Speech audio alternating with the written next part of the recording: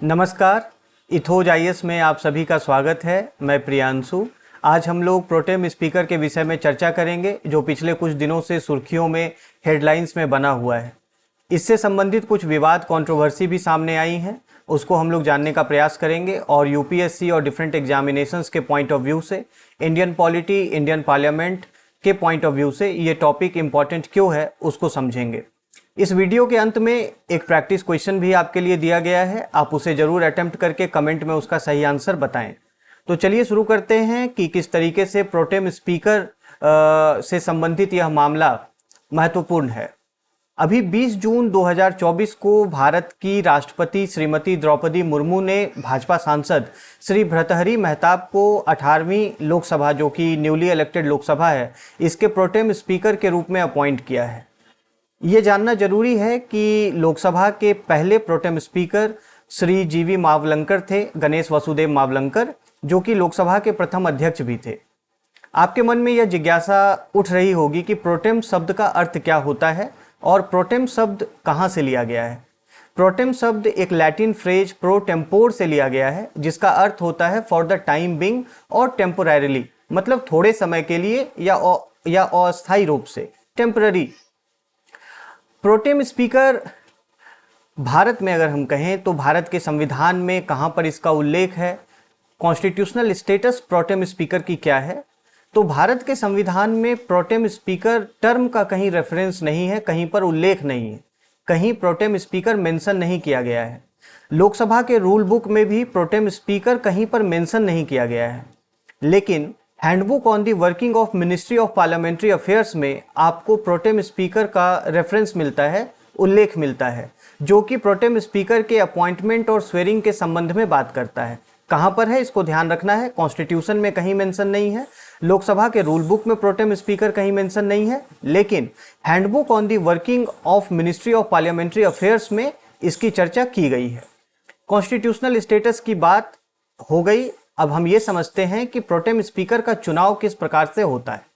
Pro tem speaker का चुनाव आप देखें तो जिस हैंडबुक की हम बात कर रहे थे, handbook on the working of ministry of parliamentary affairs, उसी में प्रोटेम स्पीकर के चुनाव को या उनकी अपॉइंटमेंट को लेकर बात की गई है। उस हैंडबुक में लिखा गया है कि राष्ट्रपति के द्वारा लोकसभा के किसी सदस्य को स्पीकर प्रोटेम के रूप में नियुक्त किया जाएगा, जो कि स्पीकर की ड्यूटी को परफॉर्म करेंगे।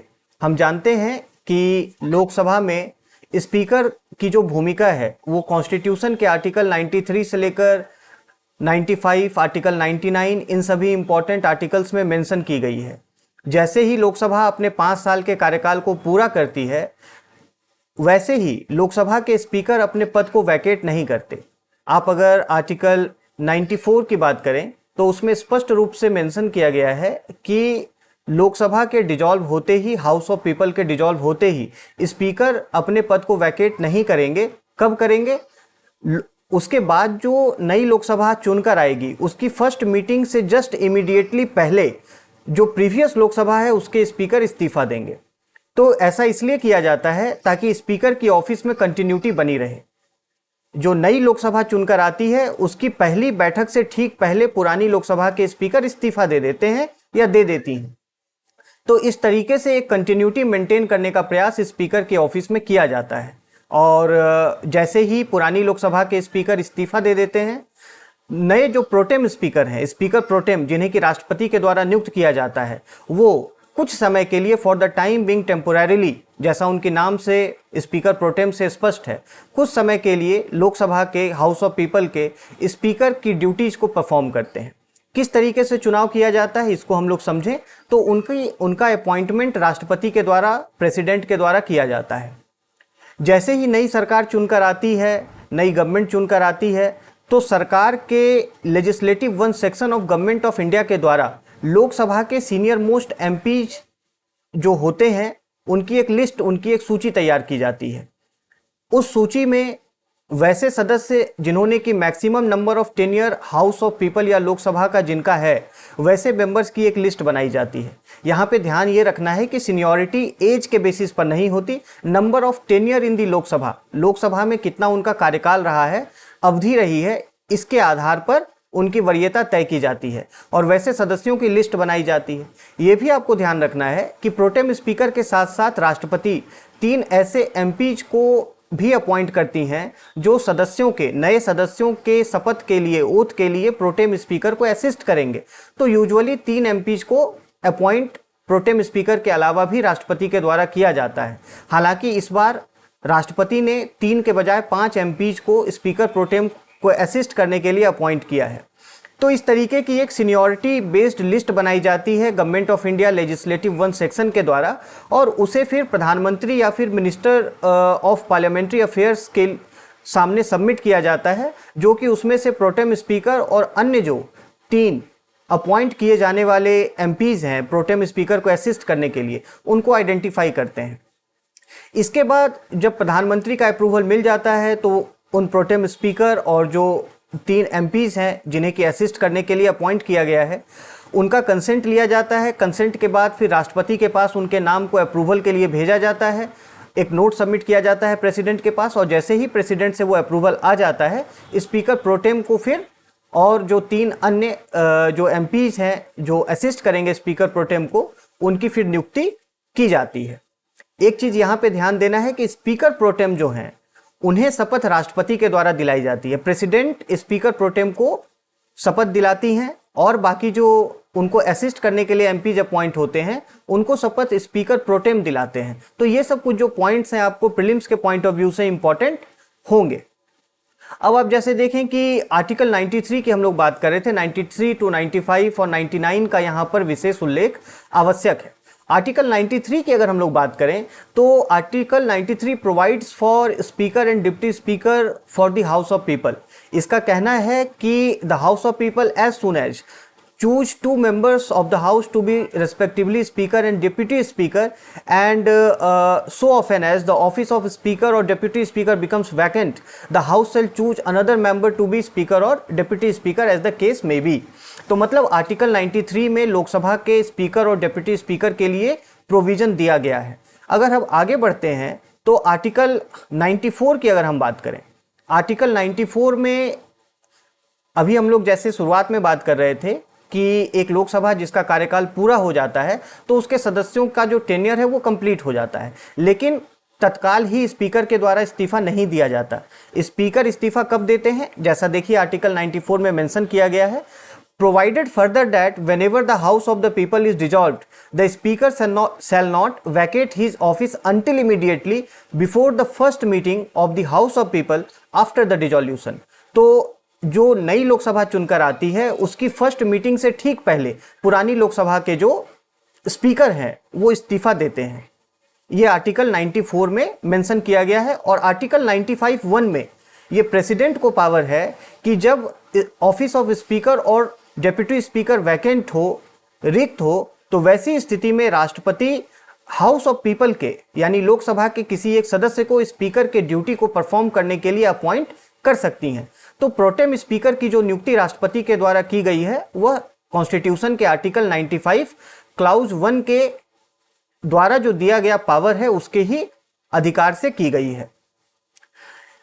अब जैसे अगर हम बात करें कि भाई प्रोटेम स्पीकर की ड्यूटीज क्या क्या हैं, तो उसमें एक इंपॉर्टेंट ड्यूटीज हैं आर्टिकल 99 के कंटेक्स्ट में। आर्टिकल 99 जिसमें कि यह अनिवार्य किया गया है कि every member of the house of parliament shall before taking his seat make and subscribe before the president or some person appointed in that behalf by him an oath or affirmation according to the form set out for the purpose in the 3rd schedule।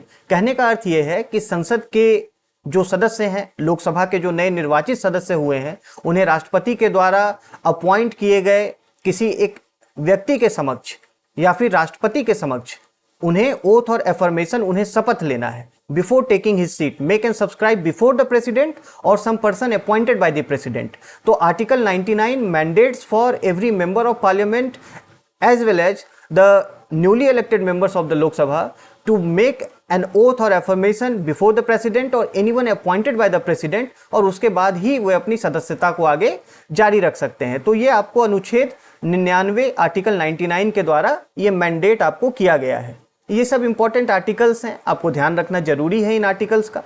अब हम थोड़ी सी बात करते हैं duties of pro tem speaker की, कि pro tem speaker की duties क्या क्या होती हैं।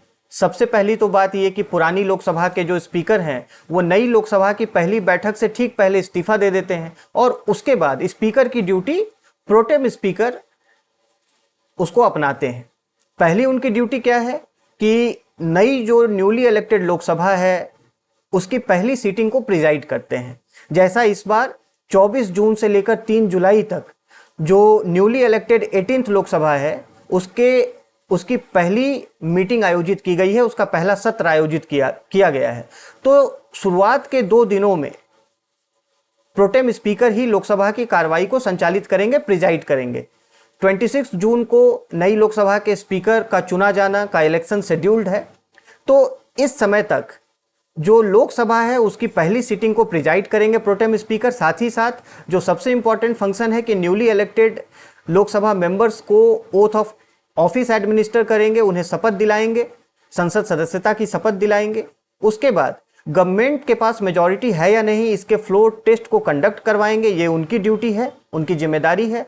और साथ ही साथ कॉन्स्टिट्यूशन के आर्टिकल 93 में जो हाउस ऑफ पीपल के लिए स्पीकर और डिप्टी स्पीकर के इलेक्शन का प्रोविजन है, तो उस इलेक्शन के लिए वोट भी करवाने का जो कर्तव्य है यह प्रोटेम स्पीकर का होता है। तो ये 4 और 5 और जो इंपॉर्टेंट ड्यूटीज हैं प्रोटेम स्पीकर की इस प्रकार हैं। और जो डे टू डे फंक्शनिंग होती है हाउस ऑफ पीपल की उसको कंडक्ट कराना, जब तक कि एक नए स्पीकर का चुनाव ना हो जाए या डिप्टी स्पीकर का चुनाव ना हो जाए तब तक ये दायित्व प्रोटेम स्पीकर का होता है। और जैसे ही नई लोकसभा के स्पीकर का चुनाव हो जाता है वैसे ही प्रोटेम स्पीकर का जो ऑफिस है दैट सीजेस टू एग्जिस्ट, उसका अस्तित्व समाप्त हो जाता है। इसीलिए इसे स्पीकर प्रोटेम कहते हैं, जो कि टेम्पररी पीरियड के लिए for the time being existence में होता है। अब अगर हम बात करें कि भाई वर्तमान में कंट्रोवर्सी क्यों इस चीज को लेकर हो गई, तो चूंकि जैसा हम लोगों ने देखा पार्लियामेंट्री कन्वेंशन है कि senior most member of the Lok Sabha उन्हें ही प्रोटेम स्पीकर के रूप में राष्ट्रपति के द्वारा नियुक्त किया जाता है। वर्तमान में 8 टर्म 2 एमपी लोकसभा में निर्वाचित होकर आए हैं जिनका कार्यकाल 8 बार का रहा है। इसमें से इंडियन नेशनल कांग्रेस के सुरेश और भारतीय जनता पार्टी के विजेंद्र कुमार भी दोनों का 8-8 टर्म रहा है। अब चूंकि mister Vijendra Kumar union minister appoint हो गए तो 8 टर्म एमपी के रूप में आईएनसी के सुरेश बच गए, और ऐसा ऑपोजिशन के द्वारा एक्सपेक्ट किया जा रहा था कि के सुरेश को प्रोटेम स्पीकर अपॉइंट किया जाएगा क्योंकि वो 8 टर्म के एमपी हैं। लेकिन सरकार ने कटक के भाजपा सांसद भर्तृहरि मेहताब को लोकसभा का प्रोटेम स्पीकर नियुक्त किया, राष्ट्रपति ने नियुक्त किया प्राइम मिनिस्टर के अप्रूवल के बाद। तो इसको लेकर विवाद खड़ा हो गया, जहां पर कि ऑपोजिशन ने रूलिंग पार्टी पर आरोप लगाया है कि वह संसदीय प्रक्रियाओं का, पार्लियामेंट्री नॉर्म्स का, कॉन्स्टिट्यूशनल नॉर्म्स का वायलेशन कर रही है। जहां पर कि अपोजिशन के एमपी के पास, ऑपोजिशन के पास 8 टर्म वाले एमपी हैं के सुरेश के रूप में, तो वहां उनकी जगह 7 टर्म वाले एमपी भर्तृहरि मेहताब को स्पीकर प्रोटेम के रूप में नियुक्त किया गया। हालांकि इसके जवाब में जो मिनिस्टर ऑफ पार्लियामेंट्री अफेयर्स ने जो इसका रिप्लाई दिया है कि इसके लिए प्रोविजन सीनियरिटी का जो है उसमें अनइंटरप्टेड टेन्योर होना चाहिए, कंजिक्यूटिव टेन्योर होना चाहिए, इंटरप्टेड टेन्योर नहीं होना चाहिए। अगर हम के सुरेश की बात करें तो उनका टेन्योर 2 बार इंटरप्टेड रहा है, लेकिन अगर हम भर्तृहरि मेहताब की बात करें तो उनका टेन्योर लगातार रहा है। So he has been representing the Cuttack Lok Sabha seat since 1998 uninterruptedly, मतलब बिना किसी इंटरप्शन के उन्होंने लगातार 7 बार कटक के सांसद के रूप में प्रतिनिधित्व किया है। लेकिन अगर हम के सुरेश की बात करें तो उनके 8 टर्म के टेन्योर में बीच में इंटरप्शंस भी आए हैं। तो इस ग्राउंड पर केंद्र सरकार ने अपना पक्ष रखा है कि इसी कारण मिस्टर भर्तृहरि मेहताब को प्रोटेम स्पीकर बनाया गया है। और उनके अलावा जो 5 सदस्यीय पैनल की नियुक्ति राष्ट्रपति के द्वारा की गई है नए नवनिर्वाचित लोकसभा सदस्यों को शपथ दिलाने के लिए प्रोटेम स्पीकर को असिस्ट करने हेतु, उन 5 सदस्यीय पैनल में के सुरेश को भी शामिल किया गया है और अन्य सीनियर मोस्ट जो एमपीज हैं उनको भी शामिल किया गया है। लेकिन कंट्रोवर्सी चूंकि इस चीज को लेकर है कि total number of tenure opposition का कहना है कि मिस्टर के सुरेश का है, तो इसलिए उन्हें बनाया जाना चाहिए था और सरकार ने ऐसा नहीं करके पार्लियामेंट्री नॉर्म्स को वायलेट किया है। तो ये दोनों तरफ के अपने अपने पक्ष हैं। हालांकि ये विवाद थोड़ा सा ज़्यादा बढ़ गया और इसमें जो इंडिया ब्लॉक के लोकसभा एमपी 5 सदस्यीय पैनल में थे, उन्होंने प्रोटेम स्पीकर को असिस्ट करने से मना कर दिया है। तो ये पूरा एक राजनीतिक विवाद है। और अब हम देखें कि इससे रिलेटेड प्रैक्टिस क्वेश्चन आपको दिए गए हैं। प्रैक्टिस क्वेश्चन को आप सॉल्व करके कमेंट में उसका सही आंसर बताने का प्रयास करें। अगर आपने इस वीडियो को ध्यान से सुना होगा और अगर आपने इंडियन पार्लियामेंट और जो स्पीकर के रोल हैं और प्रोटेम स्पीकर के बारे में पढ़ा होगा तो प्रश्न आसान है आपके लिए। चलिए पढ़ के देखते हैं क्या है। Consider the following statements. Statement 1 says the pro tem speaker of the Lok Sabha is from the party with the largest number of members in the house. Statement 2 says, for being appointed as the pro tem speaker of the Lok Sabha, the member must have the approval of the government, approval of the union government. It means to say, which one of the following is correct in respect of the above statements? Option A, both statement 1 and 2 are correct and statement 2 is the correct explanation for statement 1. Option B says, both statement 1 and 2 are correct and statement 2 is not the correct explanation for statement 1. Option C says statement 1 is correct and statement 2 is incorrect. Option D says statement 1 is incorrect but statement 2 is correct. Hindi में अगर पढ़ें तो निम्नलिखित कथनों पर विचार कीजिए। कथन 1, लोकसभा के प्रोटेम स्पीकर सदन में सबसे अधिक सदस्यों वाली पार्टी से होते हैं। कथन 2, लोकसभा के प्रोटेम स्पीकर के रूप में नियुक्त होने के लिए सदस्य को सरकार का समर्थन प्राप्त होना अनिवार्य है। उपर्युक्त कथनों के विषय में निम्नलिखित में से कौन सा एक सही है? पहला विकल्प, कथन 1 और 2 दोनों सही हैं तथा कथन 2 कथन 1 की सही व्याख्या है। कथन 1 और 2 दोनों सही हैं लेकिन कथन 2 कथन 1 की सही व्याख्या नहीं है। विकल्प 3, कथन 1 सही है किंतु कथन 2 गलत है। और चौथा विकल्प आपके पास है कि कथन 1 गलत है लेकिन कथन 2 सही है। तो इसका आप सही उत्तर कमेंट में लिखकर बताएं। आपके कमेंट का, आपके फीडबैक का हमेशा स्वागत है। हमारे वीडियो के ऊपर आपकी जो राय है आप उसे ज़रूर व्यक्त करें। Thank you for watching the video.